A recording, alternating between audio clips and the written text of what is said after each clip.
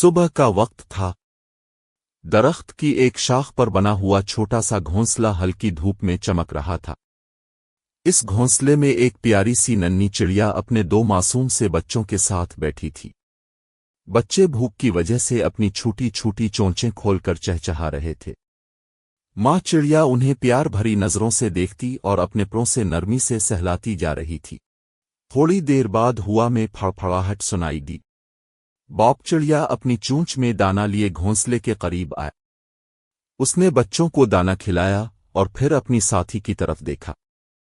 دونوں کی آنکھوں میں سکون تھا، جیسے وہ خاموشی سے کہہ رہے ہوں کہ گھر مل کر ہی چلتا ہے۔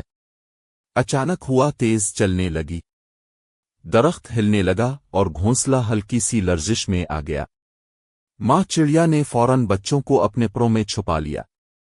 باب چڑیا شاخ پر مضبوطی سے بیٹھ گیا تاکہ گھونسلہ محفوظ رہے۔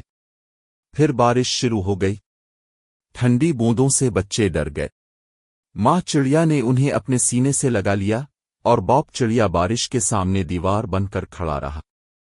دونوں نے مل کر اپنے بچوں کی حفاظت کی۔ جب بارش رک گئی تو آسمان صاف ہو گیا۔ دھوپ پھر سے نکل آئی۔ بچے خوشی سے چہچہانے لگے۔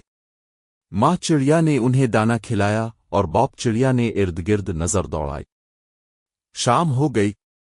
سورج ڈھل گیا۔ بچے ماں کے پروں کے نیچے سکون سے سو گئے۔ ماں اور باب چڑیا خاموشی سے ایک دوسرے کو دیکھنے لگے۔ وہ جانتے تھے کہ پیار، محنت اور ساتھ سے ہی ہر گھر خوشحال رہتا ہے۔